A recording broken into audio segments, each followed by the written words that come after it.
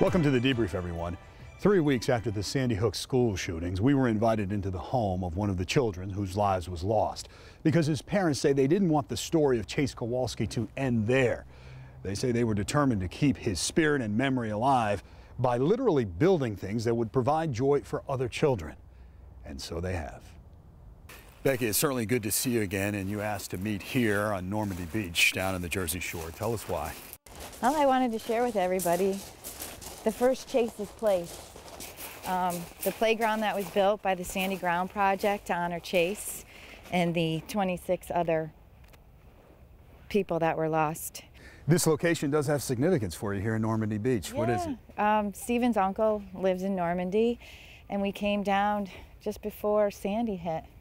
Chase got to play on the boardwalk. He got to throw some balls, run in the sand, play in the water, and just enjoy the Jersey Shore. How did the Sandy Ground Project help you start fulfilling that dream that you explained to us almost a year ago? Yeah, the vision of Chase's place. You know, the Sandy Ground asked us if we wanted to be part of this amazing project, and we agreed. We thought it was the most perfect way to honor Chase and then to help give back to communities that were devastated by Sandy. And we chose Nomandy Beach because of our love of Jersey and Stephen's uncle. And he literally lives around the corner, and Chase's cousins are going to be able to play on his playground.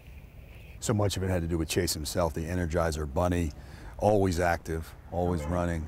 So playground's fitting for other kids. You wanted to see other kids live in the spirit of Chase in a way. Absolutely. This particular playground has a summer program that like 125 kids actually get to play and come here every day. Their playground was washed away, and it was in the middle of that bay. Right. So it's awesome to be able to give back, and the healing powers that the Sandy Ground Project had for Stephen and I. We've become friends with so many of the people that are involved, and it's just a great healing process. We've been very blessed to be able to be a part of it. It's been nice. We were in awe of Becky Kowalski on this recent visit, as we were when we first met her, 3 weeks after unspeakable horror.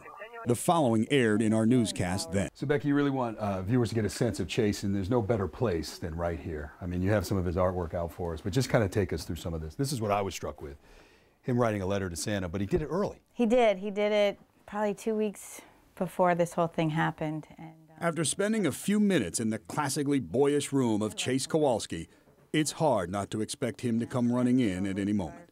After all, he was a runner, that Chase, with medals and trophies to show for it.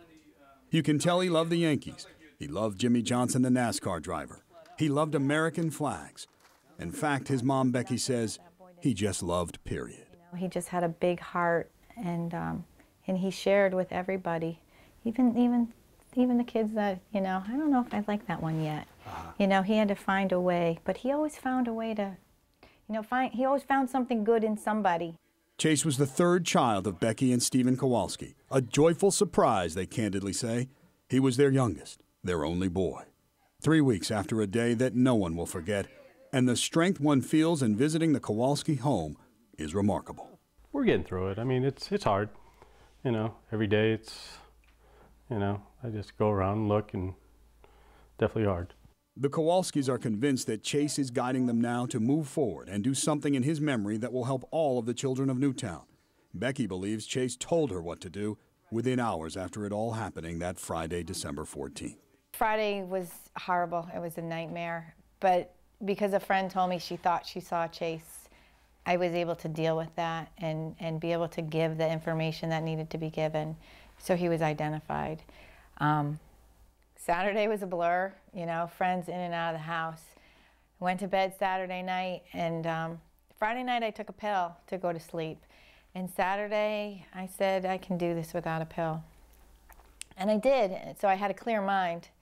And I went to bed, and he came to me in the middle of the night, and he explained to me what we would experience. So you have the Chase Kowalski Fund, and your idea with that fund is to raise money to build something for the young people here in Chase's memory, correct? This isn't solely for Chase. He's not the only person that perished.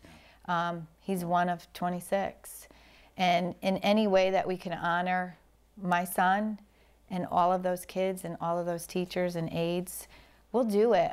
I feel like I got the peace that because he came to me, and I can do this. My grief is not so overwhelming that I can't move forward. I am moving forward, and I'm not walking, I'm running, just like my boy did. Obviously not an easy question, but broadly, how you doing? What's the year been like? What's been the toughest part of it? I know it sounds obvious, and I don't mean to be insensitive, but people want to know. Yeah, you know, it's been a year of slow healing. I think the playground process was huge for Stephen and the girls and I. We've had people honor Chase in many different ways. So the summer was a difficult summer because we didn't see him playing, but it was also a summer that had a lot of healing. And reflecting back on it, we did a boat commissioning with Chase and Ben Wheeler.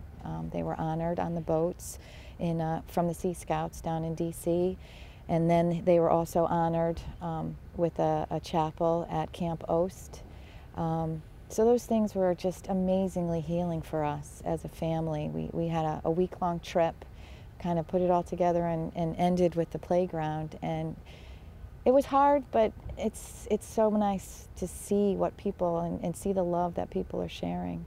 The dream inspired you so much when you had it shortly after it happened. You wanted to share with us and invite us, saying, look, the story doesn't end here. We got to go in his room. Has his room changed much, or? Not at all.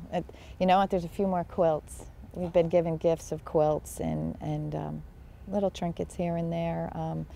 Some athletes have honored us with medals, so they actually are on our fireplace screen. I'm not ready to change it yet. So it is what it is, you know.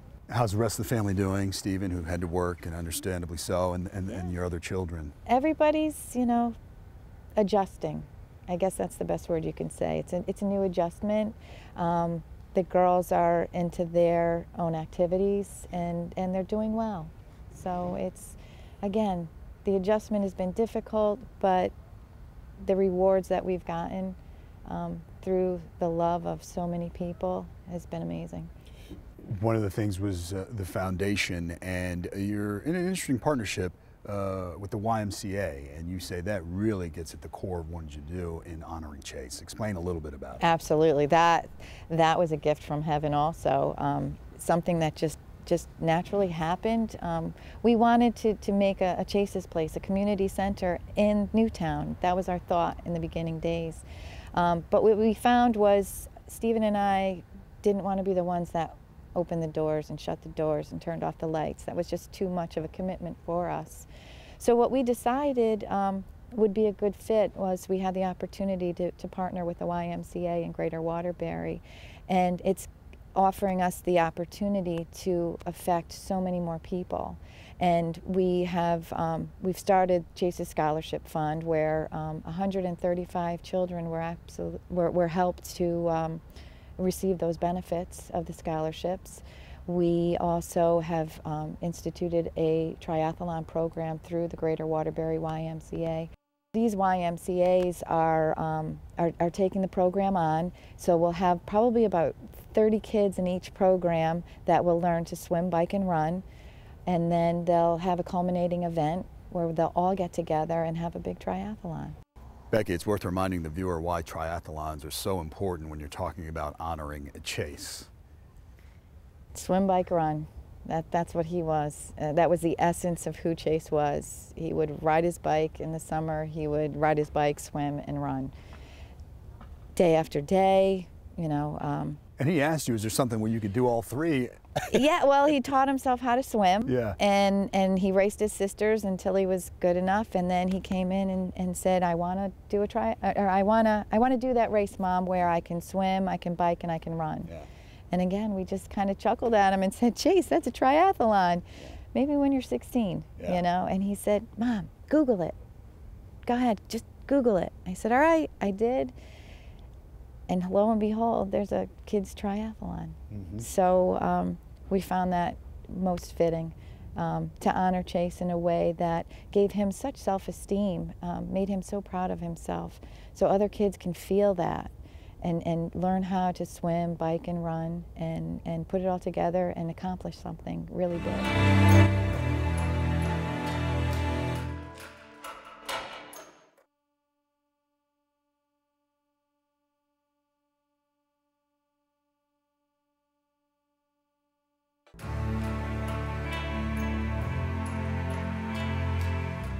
Let me ask you, and you tell me how comfortable you are, a couple of things over the course of the year. For example, the first selectman of Sandy Hook said, look, we appreciate all the outpouring of grief, but we've got to scale it back now. We've got to kind of get back to some sense of normalcy. What were your thoughts on that when you heard about it? I agreed 100%.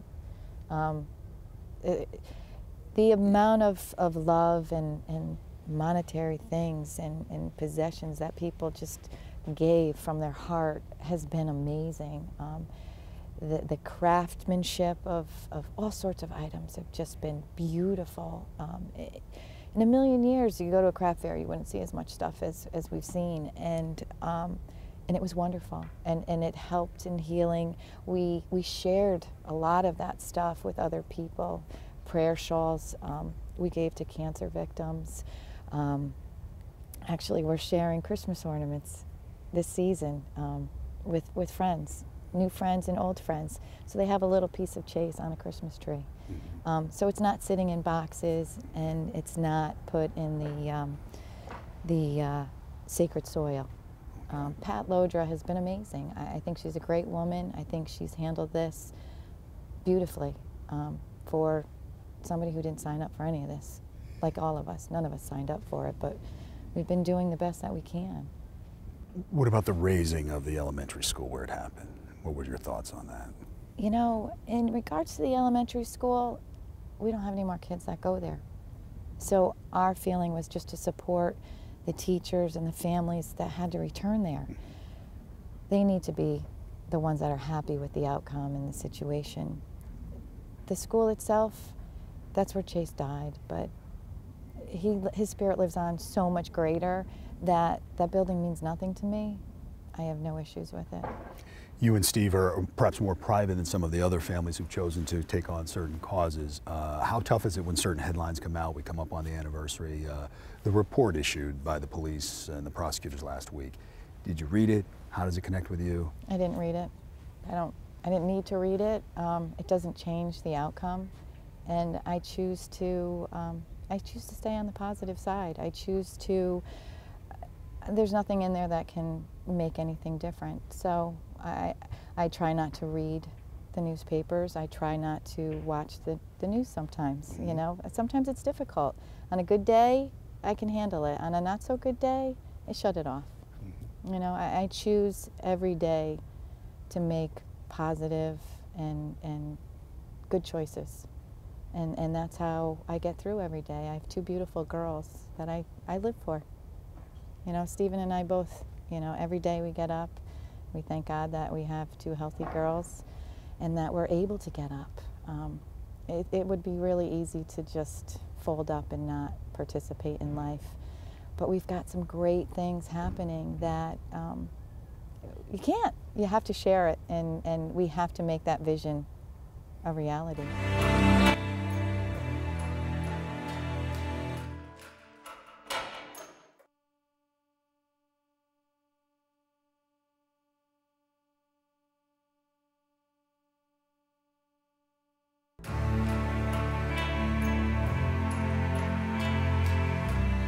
Becky, talk a little bit about the fundraising. I mean, obviously there were a big appeal for help following that, but you were very specific with what you wanted for the Chase Kowalski Fund. Tell us about it, the funds that you raised, who was contributing. Give us a little bit of a snapshot. Well, we've started as a grassroots foundation, and we have just been getting donations from everyday people, helping us to make this a reality.